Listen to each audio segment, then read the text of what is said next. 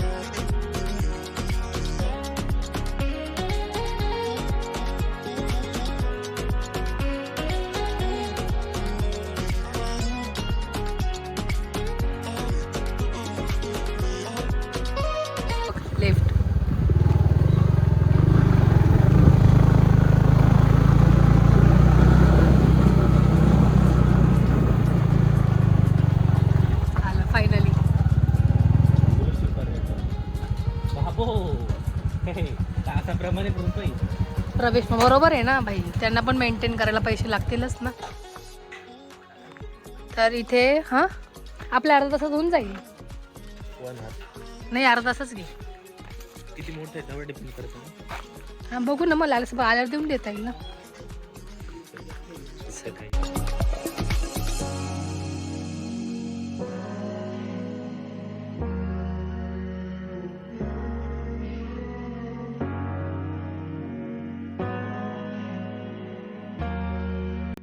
तर आता आतमध्ये जाऊया, बघूया कसं आहे रानचोपडी.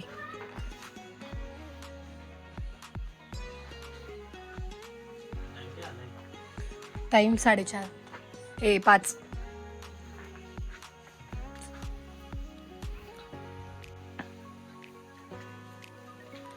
चला तर आतमध्ये जाऊन आपण पूर्ण एक्सप्लोअर करूया. खूप छान असं केलंय. हां आणि ना पावसाळ्यात तर अजून म्हणजे पाऊस पडत असतं तर अजून भारी वाटलं असतं. एकदा पावसात पण येऊ आपण. हां पाऊस कधी वाढतात. किती सुंदर व्ह्यू आहे, तुम्ही बघू शकता इकडे. इथे बसण्यासाठी पण आहे. बहुतेक असं पण मला असं वाटतंय की इथे जेवणासाठी पण आपण हे करू शकतो, ऑर्डर करू शकतो किंवा घेऊन येऊ शकतो, असं पण काय असेल इथे ऑर्डर करू. आणि हे बघ ना, हे सगळं त्यांनी हाताने काढलेले पेंटिंग्स आहेत. त्यांनी ना आदिवासी कल्चर काय आहे हे त्यांनी प्रेझेंट केलेलं आहे. आणि याला 2-3 वर्ष झाले चालू होऊन, पण कधीच यायचं इतक्या जवळ असून कधी येणं नाही झालं. काय भारी केलंय ना.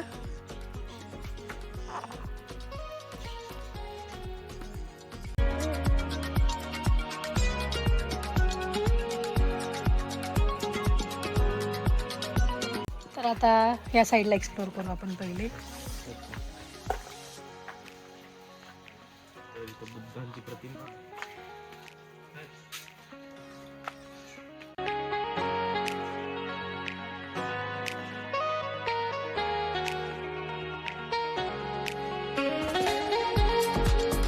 झोपडी हे बघ किती छान केलंय, कमळ आहे.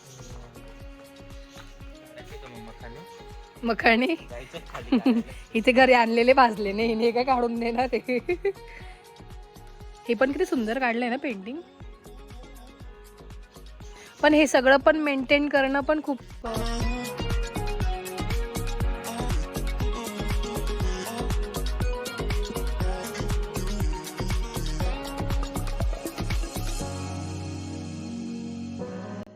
काय इकडून पुढे काहीतरी बनवत असतील ते इथे.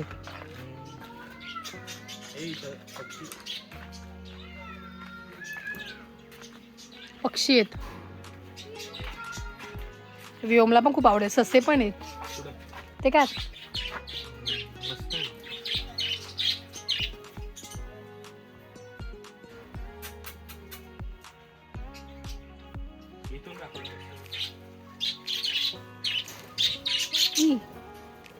किती भारी आहेत ना, रंगीबिरंगी. दर रे घे.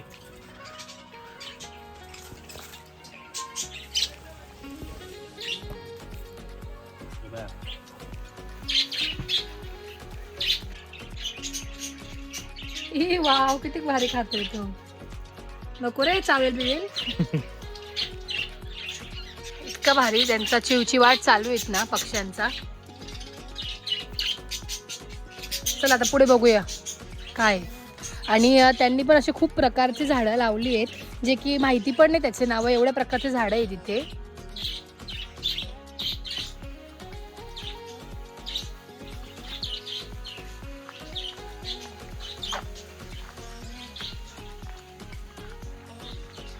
बसण्यासाठी परत झोके पण केलेत.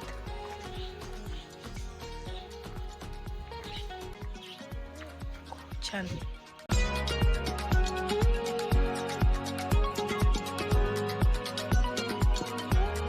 पण झोके आहेत इथे पण आहे बसायला. इकडे पण आहे. मस्त आहे ना. बहुतेक ते स्टे साठी पण करतायत असं वाटतंय काहीतरी. पेरू आहे. पेरूचं झाड आहे ना. किती पेरू लागलेत. चला निघायचं का आता? तर आता इकडून घरी जाऊन आम्हाला नाशिकला जायचं आहे. प्रणव पण नाशिकला जाणार, तो उद्या जाणार होता आणि मी आज चालली होते, त्याच्यामुळे मग आमचं ठरलं की चला आजच जाऊया, म्हणजे तू पण मला जोडीला आहे. उद्या मला गाडी सर्व्हिसिंग करायची होती, त्यामुळे मी नाशिक जाणारच होते. आता इकडून निघू आपण. खूप छान वाटलं, खूप सुंदर आहे. जर कधी तुम्ही सापुतारा साईडला आले तर नक्कीच तुम्ही या इकडे आणि छान आहे, छान आनंद घ्या निसर्गाचा, खूप सुंदर आहे.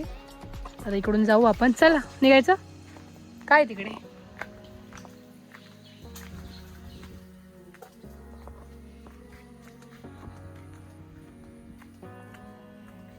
अरे जेवणासाठी गेले वाटतं इकडे.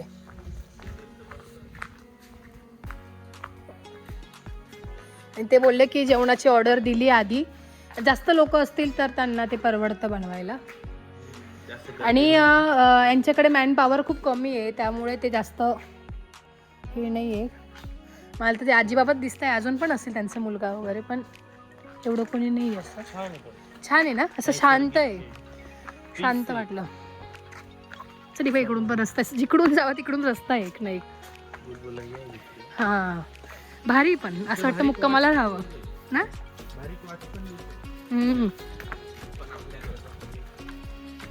आपण आपल्या गरजा कमी केल्यात की आपलं जीवन सुखी, समाधानी आणि परिपूर्णपणाने सुरुवात होते.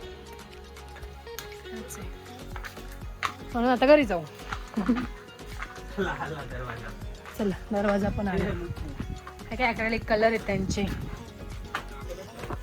छान, खूप सुंदर.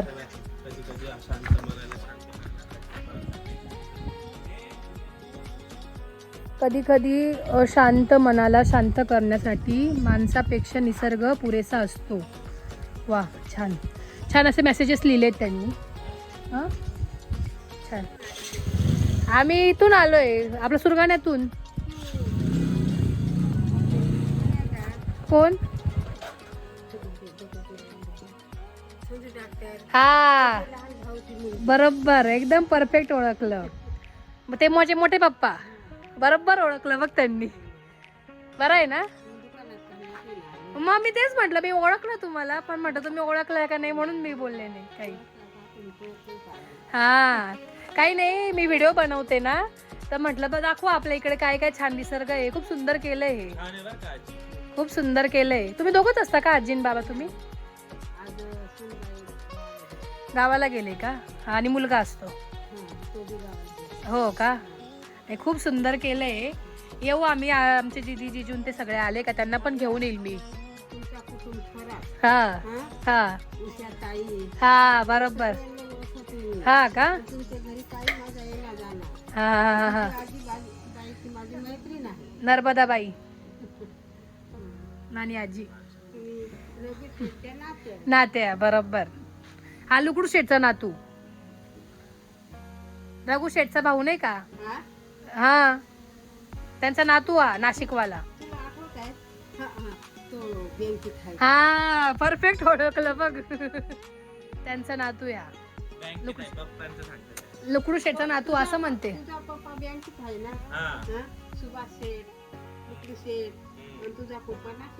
हा बरोबर. मला ना मागे बोलले होते की आपले दुकान येतात त्या आजी, त्यांची रान झोपडी आहे ते. हा आळूची पानं आणि ते घेऊन येतात. हा बरोबर.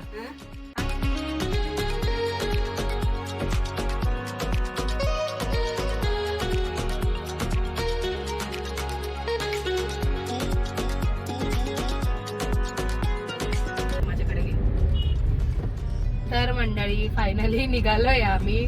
निघत निघत बराच वेळ लागला, पण निघालोय आता. 6:30 वाजले, 1-8:30 पर्यंत मी पोहोचून जाऊ. उद्या सकाळी मला लवकरच गाडी द्यायची होती सर्व्हिसिंग, त्याच्यामुळे मी आजच निघाले, नाही तर सकाळी निघायला परत लेट पण होतं. तर आता तुम्हाला मी नाशिक गेले की भेटते.